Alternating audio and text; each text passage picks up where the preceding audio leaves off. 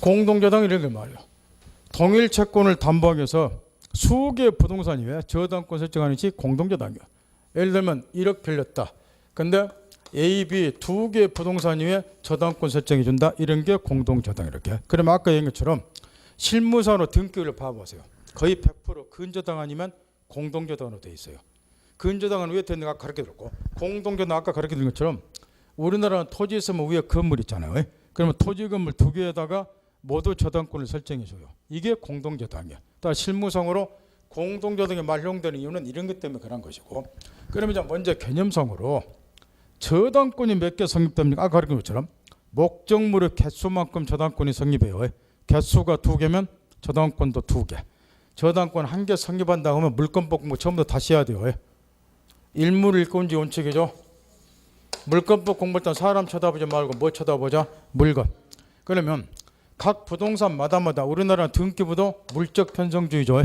사람이 아니라 물건을 기로 등기부가 편제되니까 A 부동산에 대해서 등기부 따로 있잖아요. 그럼 여기에 저당권 설정 따로 하고, B 부동산 등기부 따로 있잖아요. 여기에 저당권 따로 설정. 목적물 개수만큼 저당권 설정이 되고. 그다음 개념에서 이런 것들 몇 가지 조심하시고, 공동저당이 성립되기 위해서 첫째, 목적물의 소유자가 반드시 채무자일 필요 없어요. A 부동산은 채무자고 B 부동산은 물상보증이니까 그래도 상관이 없고, 더 나아가서 저당권의 순위가 동일할 필요 없어요. A 부동산은 1번, B 부동산은 2번. 그래도 동일채권 담보하면 공동저당이 성립이 되고, 더 나아가서 동시에 저당권이 성립될 필요는 없어요. A 부동산을 먼저 담보로 제공해서 저당권 설정해 줬더니 채권자가 이거 하나 가지고는 담보가 좀 약하다, 추가 담보 제공해라, 이리 요구를 해서 그 다음에 몇 달 뒤에 B 부동산을 다시 추가적으로 담보 제공, 동일채권 담보하면 공동저당이 성립이 되고, 개념에서 이런 것을 쭉쭉 읽으면 돼요.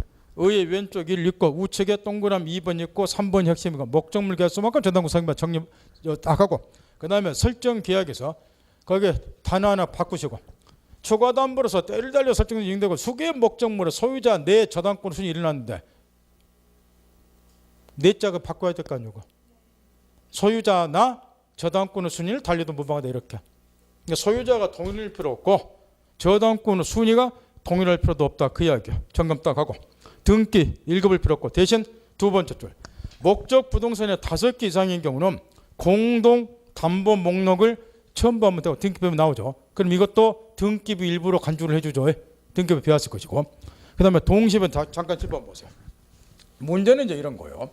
이게 계산 문제가 간혹 나오는데, 계산 문제가 배당을 어떻게 해야 되는가 이런 게 민법에서 계산 문제가 유일하게 나오는 것이 공동저당에서 배당금 계산하는 거. 근데 개론과 달리 개론도 계산 문제가 많이 나오죠. 민법은 이제 이 부분에서 딱 한 개가 나오는데, 요거는 암산으로 연필 굴리필에 머리로 암산으로 할 수 있도록 숫자를 맞춰서 출제를 해줘요.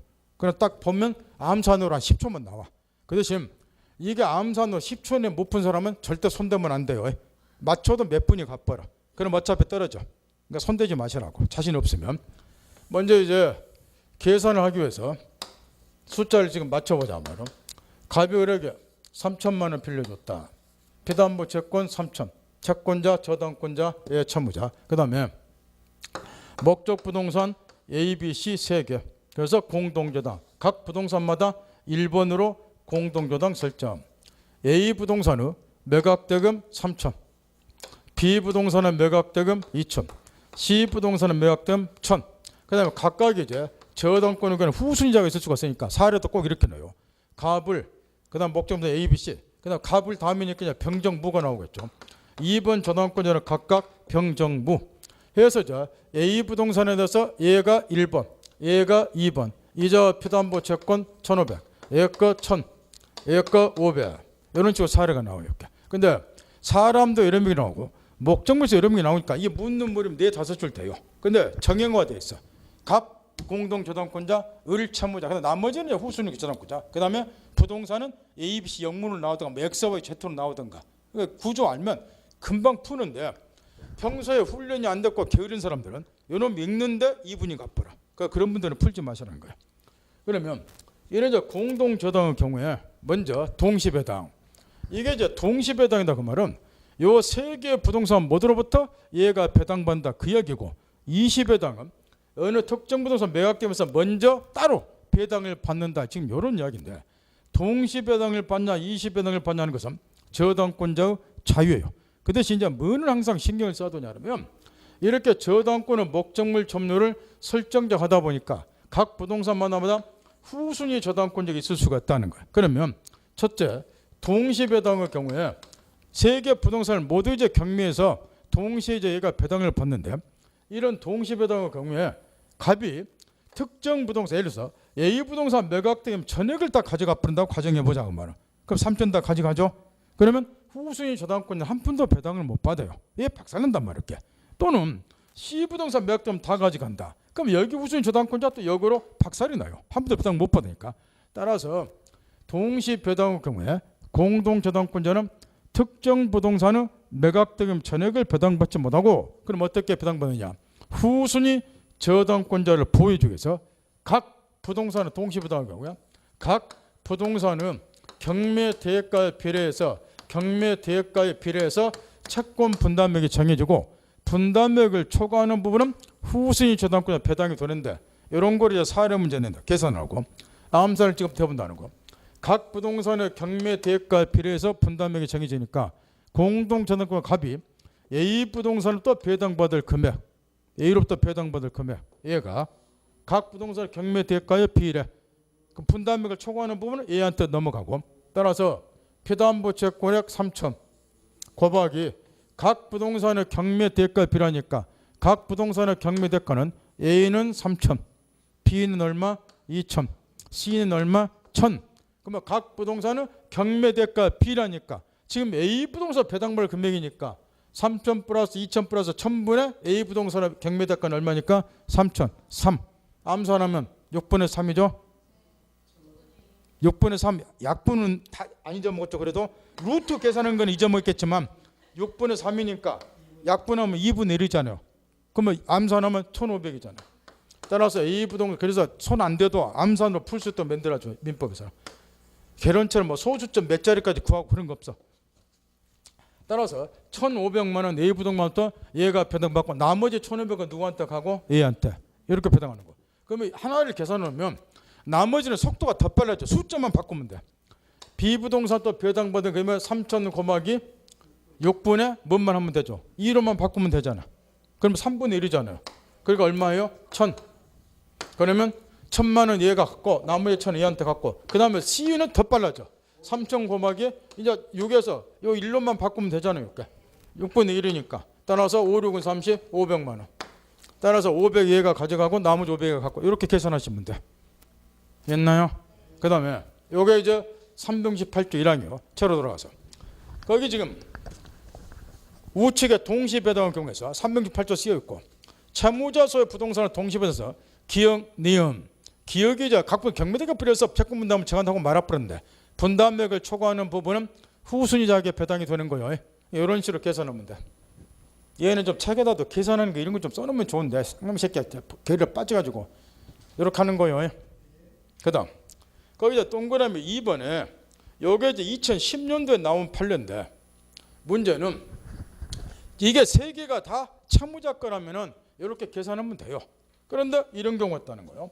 이런 경우가 하나는 채무자 것, 하나는 물상본이니까 소유자가 달라도 상관이 없으니까, 따라서 예를 들어서 X는 채무자 것, Y 부동산은 누구 것? 물상본이. 그렇게 이런 경우 이제 공동조당이 설정이 된 경우도 옛날에는 이와 같은 똑같은 368조 1항에서 각 부동산의 경매 대가에 비례해서 분담액이 정해진다. 요게 이제 옛날 학자들이 주장했던 건데, 2010년도 이에 관한 판례가 새로 나왔어요. 요 경우에는 그 판례 봐보세요. 뭐라고 되는가? 요게 채무자 거다. 그러면 일단 채무자 소유 매각대금에서 공동저당권자가 우선 변제받고, 그래도 배당받지 못한 부족분이 있으면 비로소 물상부진소로부터 추가적으로 배당을 받아야지 각 부동산의 경매 대가에 비례해서 분담액이 정해지면 안 된다 그 말이야. 하나는 물상보증인 소유인 경우는. 왜? 이게 계산 방법이 합리적이기 때문에 그래요. 옛날처럼 이 판례가 나오기 전에는 이런 경우도 똑같이 368조 1항에 적용된다고 봤어요. 따라서 각 부동산의 경매 대가에 비례해서 분담액이 정해지니까 얘는 채무자 거 다 못 가져가고 일부 가져가고 여기서 일부 가져가고 이렇게 368조 1항이 적용되니까. 근데 이렇게 하다 보니까 여기 물상보증은 아까 내가 뭐라고 가르쳐줬어요? 얘가 책임지면 그만큼 나중에 채무자한테 뭐 한다고 그랬어요? 구상권 행사한다고 그랬잖아요. 근데 요 경우에 지금 갑부동 경매대가 필요하면 물상보증인도 일부 책임을 졌다. 그럼 얘한테 다시 구상권 행사한다. 이중 계산을 또 해야 돼 이렇게. 그러느니 어차피 요게 채무자 거면 채무자조 부동산 매각된 가지고 우선 배당 받아라 그 말이야. 이것까지 다 해소하면 요거 건들 필요 없잖아요. 그럼 물상보증 구상권 행사한 일도 없잖아요. 그래서 이제 계산을 간편하게 하기 위해서 2010년 판례가 나온 거야. 채무자 거서부터 먼저 우선 변제 받고 부족분이 있으면 그때 요걸 건드려라 그 말이야. 그래서 그 판례 정리 딱 하고 그다음 뒤에 20회당 다 집중하세요. 여기 이제 20회당의 경우는 요 사례에서 얘가 저 A 부동산의 매각대금을 우선 배당 받는다 그 말이야. 특정 부동산 이렇게. 그럼 어쩔 수 없어요. 이게 동시에 배당된 게 아니고 어느 특정 부동산을 먼저 배당을 하면 이거에 대해서 우선 변제 받을 수밖에 없는 거예요. 그러면 여기 보세요. 3천을 만약에 여기서 다 가져가 버리면 얘는 한 푼도 배당 못 받죠. 그러면 얘는 어떻게 되는가? 얘도 구제가 돼야 되지 않냐. 근데 구제 방법 뻔해. 동시에 다시 하고요. 20배당의 경우는 특정 부동산의 매각대금 전액을 공동저당권자 배당 받아요. 그러면 전혀 배당받지 못한 후순위 저당권자는 이렇게 보호가 된단 말이에요. 이게 동시에 배당이 됐더라면 공동저당권자가 B, C 부동산부터 배당받을 금액이 있겠죠. 그거를 얘가 공동저당권을 대의해서 각각 우선 배당받도록 돼 있어. 그 계산해 놨잖아요. 동시에 배당이 됐더라면 공동저당권 B로부터 얼마 받아요? 1000, C로부터 얼마? 500. 요거를 누가 대신 가져간다? 한 번도 배당 받지 못한 애가 B로부터 얼마? 1000, C로부터 얼마? 500. 땡. 이렇게 한다고 말이에요. 이해할 수 있겠나요? 그게 368조 그 2항이에요. 동시에 배당이 됐더라면 공동저당권자가 다른 부동산에 배당받을 금액 한도 내에서 후순위 저당권자가 공동저당권을 뭐 하면 된다? 대위. 그래서 우선 변제 받아 이렇게 계산하면 돼. 그런데 여기서도 이제 문제가 하나 있다는 거예요. 그게 뭐냐? 거기 보면은 동그라미 1번에 채무자 소유인 경우 이렇게 돼 있죠. 요거는 이 부동산 전부가 누구 거라는 거요? 채무자 거. 이런 경우는 그 368조 그 기억번, 니은번 이야기야. 이런 식으로 하면 돼. 방금 가르쳐 준 것처럼. 그런데 동그라미 2번 하나는 물상보증인 소유인 경우가 있다 그 말이야. 요 경우는 이제 시험에서 엄청나게 물어보는데 동그라미 2번에 물상보증인 소유가 있는 경우 이렇게 채무자가 전부 이 소유자인 경우는 방금처럼 368조 2항 이렇게 계산하면 되는데 문제는 하나는 또 물상보증인 소유가 있단 말이야.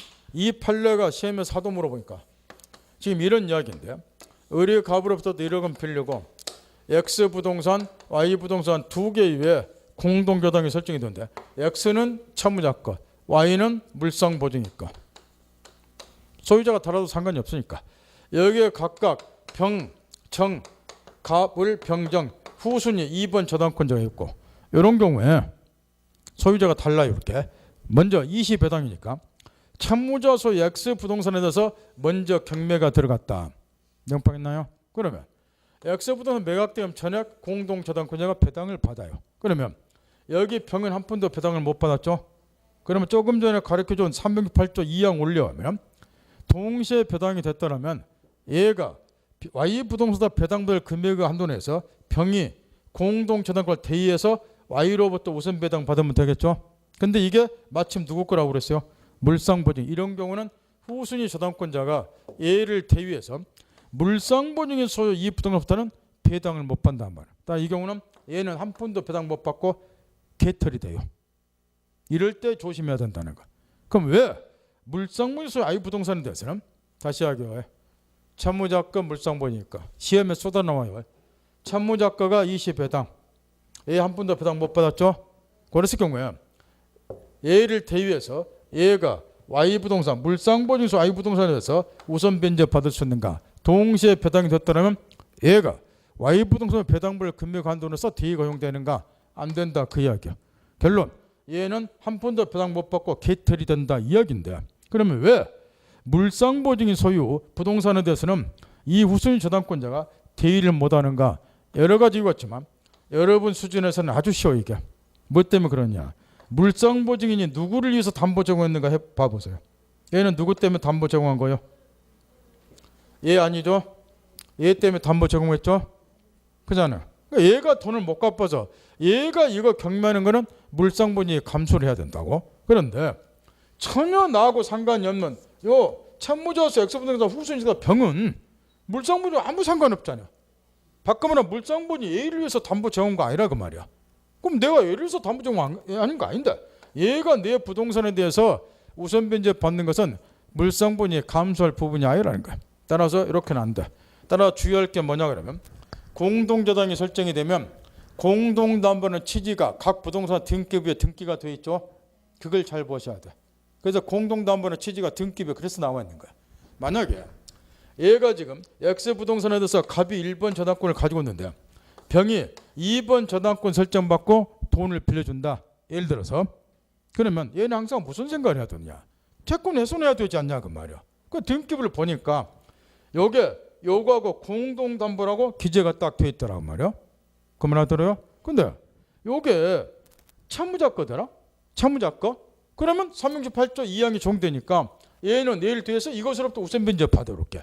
근데 이것도 물상보증일 거더라고. 그렇게 물상보증으로는 대의가 허용이 안 돼.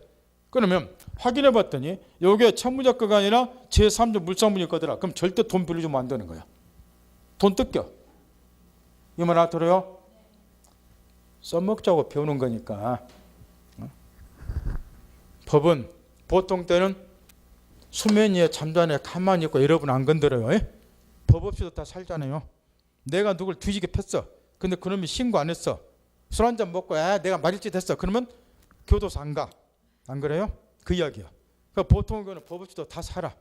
중개할 때도 마찬가지. 법 위반하고 중개도 의뢰인들이 시비 안 걸면 다 넘어가 그대로. 그래서 40, 50대 중년들이 뭐라고 악쓰냐. 시간 중에 학원에서 배우는 이론은 합격용 시험 합격용 배우지 실무에 못 써먹는다. 그래서 악쓰고 다니는 거야. 조직의 쓴맛을 못 봤은 거지.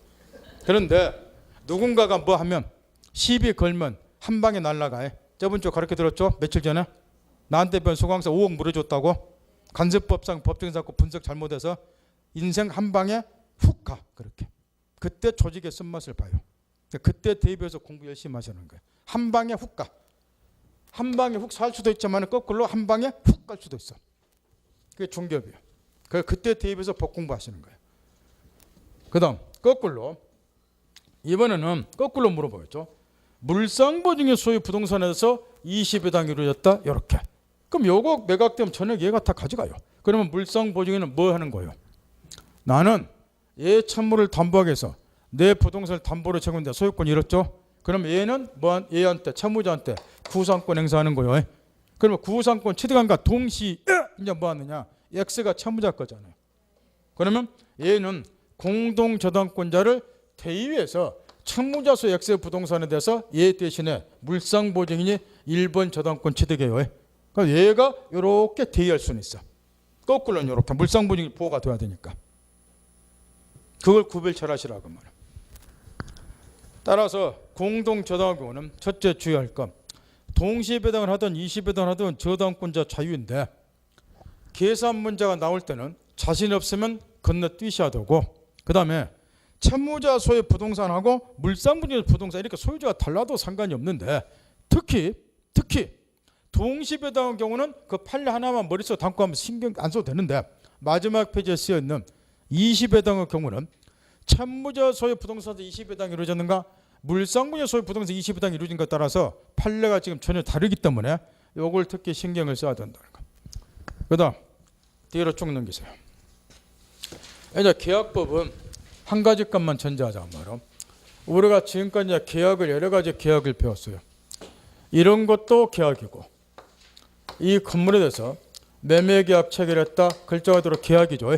다만 매매계약의 경우는 당사자에게 채권 채무를 발생시켜. 그래서 매도인에게는 소유권 채무, 대금지급 조건, 채권 채무, 반대 채권 채무. 따라서 채권 채무를 발생시킨다. 그래서 매매계약, 임대계약 이런 것들을 채권계약, 물권법 시간에는 채권 행위라고 우리가 배웠죠. 이게 채권 계약이라는 거. 그다음에 이행기 도래에서 소유권 이전을 합의했다. 등기에서 소유권 넘어갔다. 이런 게 물권 변동을 일으킨다 그래서 물권 계약. 지금까지 배운 저당권 설정 계약도 물권 계약이죠.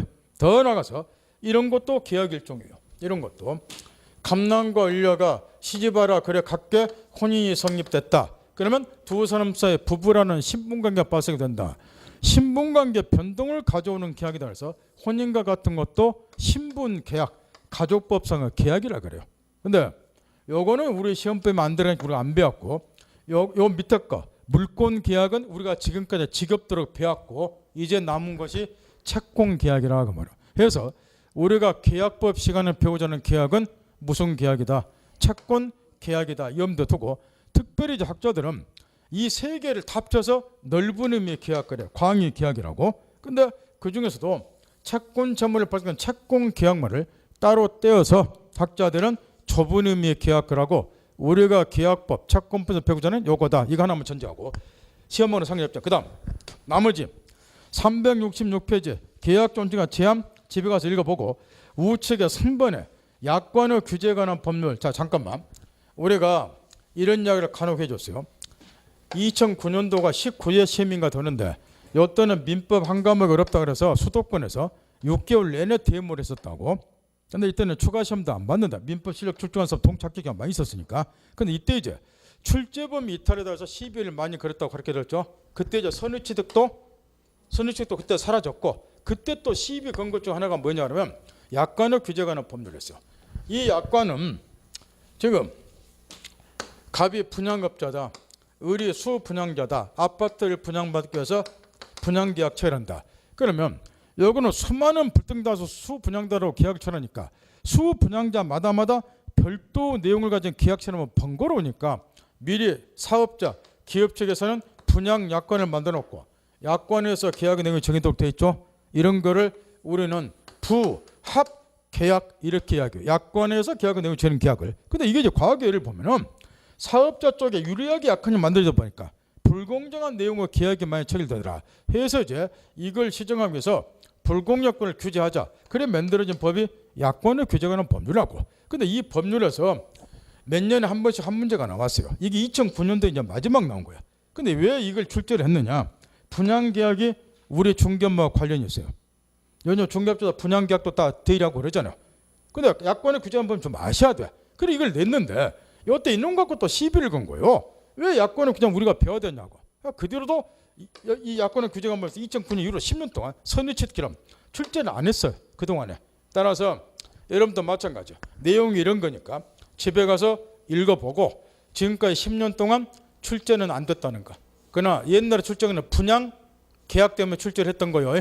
분양 계약도 무슨 계약이니까 약관에서 분양 약관에서 계약의 내용이 정해지잖아요. 그걸 냈던 건데 10년 동안 출제 안 했고 따라 집에서 쭉쭉 읽어보고 저기 370페이지까지. 그런 다음에 이제 371페이지 보면 계약의 종류가 나와 있는데 여기서도 이제 간간히 한 문제씩 나와요. 따라서 몇 가지 것만 간단히 짚고 넘어가자면 지금 우리 실생활에서 총칙에서 가르쳐 들었어요. 우리가 겪고 사는 대부분의 법률에는 계약이라고 우리가 의식도 못하지만 그런데 실생활에서 빈번하게 발생하는 이 계약 중에서 가장 전형적으로 우리들이 체결하는 계약들이 좀 있다.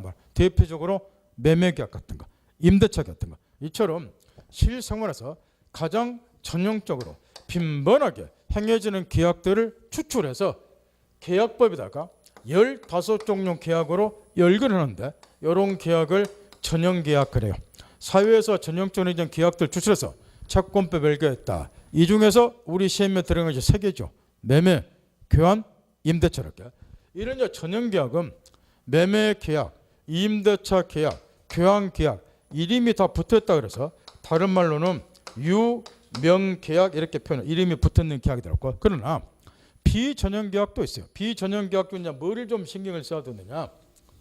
이게 이제 재작년에 시험에 나왔던 게 이런 건데 법은 현실 사회를 반영해서 자꾸 이제 손을 보고 개정도 해야 돼요. 근데 옛날에는 우리가 여행을 잘 안 다녔죠. 먹고서 힘드니까. 근데 요즘에는 요즘 연휴니까 요즘에 지금 여행 간사 김포공 가면 해외 여행도 엄청 가요. 이로부터 빈번한 분쟁이 생겨요. 그죠? 그래서 예행 계약이라고 하는 거 있는 거 달리. 그다음에 여러분이 관계 있는 중개 계약의 문제라는 거야. 옛날에는 우리가 중개 의뢰인들이 중개업자하고 중개 계약 체결해서 중개 의뢰하고 이런 게 별로 없었는데 최근에는 중개 계약을 많이 체결해요. 그래서 이제 몇 년 전에 민법을 개정하자 그러면서 실무에서 주로 논의되는 것이 이런 것들이니까 이런 것들도 전형계약, 그때까지는 전형계약 14개가 있었어요. 포함을 시켜 논의가 됐었는데 다행스럽게 예행계약은 4년 전에 민법 개정하면서 전형계약으로 포함을 시켜서 이제 요거까지 포함해서 15개가 됐어요. 근데 중개계약은 논의 하다가 요거는 민법 전형계약 포함을 안 시켰어. 그래서 시험 문제가 뭐가 나왔느냐, 중개계약은 전형계약이냐 아니냐 요게 한 번 나왔던 거야. 전형계약 아니에요. 그러니까 이거는 민법에서 배우는 게 아니라 여전히 실무 시간에 배우시는 거예요. 근데 우리 개인 생각으로는 이것도 전형계약으로 포함시킬 때가 됐어요. 생활에서 많이 행해지니까. 아니면 민법생이 가르쳐야 돼. 제대로 법적인 관점에서. 그 예행계약까지만 15개 들어간 거예요. 그중에 시험은 몇몇 건 임대차고 그 다음에 또 한 가지. 이거 하나 깨우치셔야 돼. 이거를 물권법 들어가자면 내가 가르쳐 주는데 우리 물권법에는 8종류 물권이 규정이 되어 있죠. 채권법, 계약법에는 15종류 계약이 규정이 되어 있죠. 그런데 물권법의 경우는 대부분이 강행 규정인가 임의 규정인가요? 물권법 185조 물권 법정규 때문에 물권을 규정한 내용은 법률 또는 관습 부처하는 임의를 상실할 수 없다. 개인 임의를 만들 수 없죠. 물권 법정규 때문에 대부분이 강행 규정이죠. 그런데 채권법, 계약법에는 15개 전형계약 규정이 됐는데 요거는 계약, 요게 이제 비교해서 시험에 나온다고 말이야.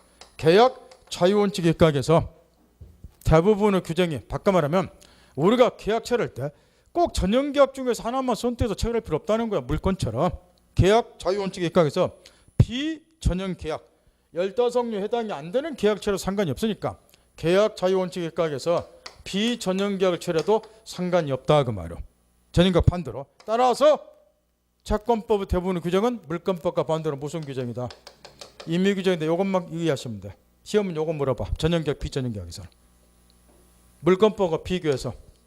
물권법은 강행 규정이다 대부분이 물권 법정규 있다. 물권의 종류는 개인이 함부로 못 만드니까. 그러나 채권법은 전형계약 15종류가 있지만 계약자의 원칙에 입각해서 비전형계약 체결도 상관이 없고 또 채권법 대부분 규정은 무슨 규정이다? 임의 규정. 이런 걸 염두도 공부하면 엄청 편해. 이것만 딱 구별하면 되고 그 밑에 박스에 전형계약이 뒷피가 분류되어 있는데 그중에 3개만 우리 시험에 들어가요. 매매권 임대차만. 따라서 나머지 것들 뭐 사용대차도 나오고 뭐 예행계약도 나오고 하는데 필요할 때 있으면 요거 개념 한 번씩 쳐다보시면 돼요. 안 쳐다봐도 상관이 없지만. 그런 다음에 이제 쌍무, 편무 몇 가지 보는데 50분은 더 하고 가셔야